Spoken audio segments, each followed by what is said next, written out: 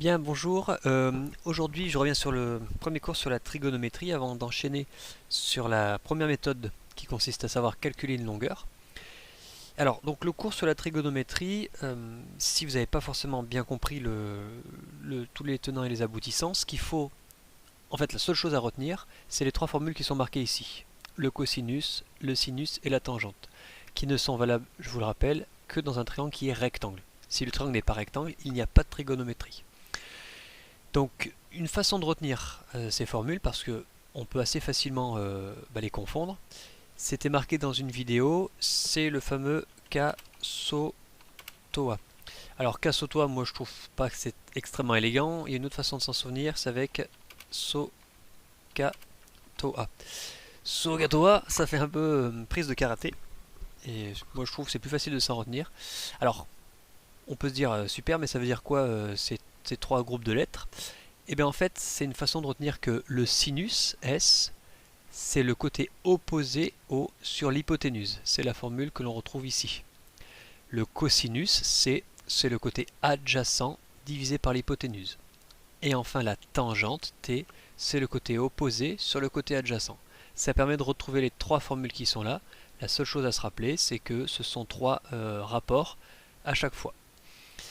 Alors, à quoi ça sert? Avant de savoir précisément à quoi ça sert, et à chaque fois qu'on veut utiliser de la trigonométrie, il faut absolument choisir un angle, ou alors c'est un angle que l'on nous donne, un des deux angles aigus, c'est-à-dire pas l'angle droit, soit l'angle B, soit l'angle C dans le cas présent. Et en fonction de cet angle, il va falloir définir qui est le côté opposé, l'hypoténuse et le côté adjacent. Alors je vous conseille de faire toujours dans cet ordre-là, et même de l'écrire pour tous les exercices au brouillon, à côté de chacun des trois côtés. On commence par identifier l'hypoténuse. C'est facile, elle est toujours en face de l'angle droit. Ensuite, par rapport à l'angle avec lequel on travaille, on va définir celui qui est opposé. C'est tout simplement celui qui est en face de l'angle. Donc ici, c'est le côté AC, qui est opposé à l'angle ABC, cet angle-là. Et donc celui qui reste, c'est le côté qui est adjacent. Adjacent, ça veut dire qui est à côté. Donc c'est le côté AB qui est ici. C'est plus facile de vraiment faire d'abord l'hypoténuse, ensuite le côté opposé, ensuite le côté adjacent. Ce qu'il faut bien comprendre, c'est que si on avait travaillé avec l'angle C qui est ici, l'angle opposé à l'angle C n'est pas le même que l'angle qui est opposé à l'angle B. Donc ça dépend vraiment de l'angle que l'on choisit. Il n'y a que l'hypoténuse qui, elle, ne varie pas. Une fois que l'on a fait ça, on est capable d'exprimer en fonction des côtés AB, BC et AC les trois formules, le cosinus, le sinus et la tangente. Donc le cosinus, on s'en rappelle que c'est le côté adjacent, c'est-à-dire AB, divisé par l'hypoténuse, c'est-à-dire BC. Là, on s'aide vraiment de la figure pour être capable de faire ça. Le sinus, toujours de l'angle ABC, qui est ici, c'est le côté opposé, c'est donc AC, divisé par l'hypoténuse. A noter que le cosinus et le sinus ont le même en bas, puisqu'ils ont tous les deux l'hypoténuse en bas. Et enfin la tangente, le côté opposé sur le côté adjacent, on a bien donc ici AC, divisé par AB. Alors généralement dans un exercice, on ne va pas utiliser les trois. Il va falloir choisir un des trois. Alors, dans le cours, j'avais mis une première application, calculer une longueur. Donc on a ici un triangle rectangle en T qui s'appelle ITR, dont on connaît une longueur et un angle. Voilà pourquoi on pense à la trigonométrie. Parce qu'on ne peut pas faire de Pythagore pour calculer une longueur, puisqu'on ne connaît qu'une seule longueur et pas deux. Et on a un angle. Donc lorsqu'on a un angle et une longueur dans un triangle rectangle, assez naturellement on pense à la trigonométrie. Première chose à faire, c'est écrire qu'on a un triangle qui est rectangle en T. Parce que pas de triangle rectangle, pas de trigonométrie. Ensuite, le seul angle que l'on connaît ici, c'est l'angle I, 50 degrés.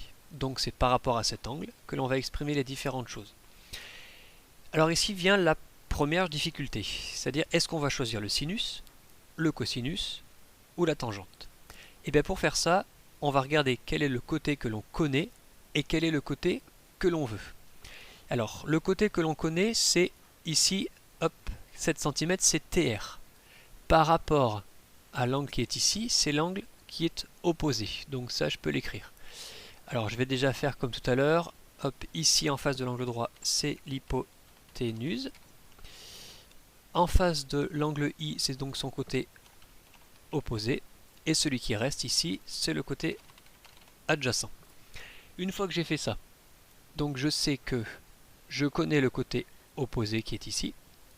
Et nous, on nous demande de calculer la longueur IR, c'est-à-dire l'hypoténuse. Donc, je cherche parmi les trois formules de trigonométrie celle qui met en lien le côté opposé et l'hypoténuse. Ici, l'adjacent, on ne le veut pas et on ne le connaît pas, donc on l'oublie.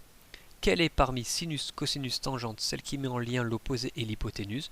Eh bien, c'est bien le sinus, qui est égal à l'opposé divisé par l'hypoténuse. Donc, j'écris ici le sinus de l'angle TIR. Côté opposé, TR, divisé par hypoténuse, IR. Je l'écris ici. Étape suivante. Je remplace TIR par sa valeur, 50 degrés. Ici, je ne mets pas le symbole degré, je mets juste 50. Pas d'unité dans un calcul. Égale TR que je remplace par 7 et IR que je ne connais pas. Donc, je laisse IR. Et ensuite, c'est grâce à un produit en croix que l'on va s'en souvenir. Que l'on va s'en sortir, pardon. Si je veux celui qui est en bas, je vais diviser celui-là par le sinus. 7 divisé par sinus de 50. Si jamais c'est au contraire celui d'en haut que je voulais, j'aurais fait une multiplication. Pour ça, regardez l'exercice, le premier exercice de cette séance qui explique comment on s'en sort avec un produit en croix. Donc on fait le produit en croix et là évidemment on utilise la calculatrice. Alors concernant la calculatrice, il faut absolument vérifier qu'elle soit en degrés parce qu'il existe trois unités différentes des degrés, enfin des unités d'angle. Le degré, le radian et le gradient. Nous on utilise le degré. Si jamais vous n'avez pas un petit d qui est en haut de votre calculatrice, il va falloir la passer en degrés. Alors si besoin, je vous ferai une petite vidéo là-dessus, sinon vous trouvez très rapidement sur internet, vous marquez le modèle de votre calculatrice, vous marquez degrés et vous allez assez rapidement trouver. Donc une fois qu'on a fait ça, la calculatrice nous donne 9,1, ce qui veut dire que la longueur IR est d'environ 9,1 cm. Voilà pour cette première vidéo, donc cette séance est consacrée à ça, calculer une longueur. J'espère que j'aurai été assez clair. N'hésitez pas dans les commentaires ou via Pronote à me dire si vous avez besoin de plus de précision ou si vous avez des questions. Allez, je vous souhaite un très bon travail et à bientôt. Bon courage!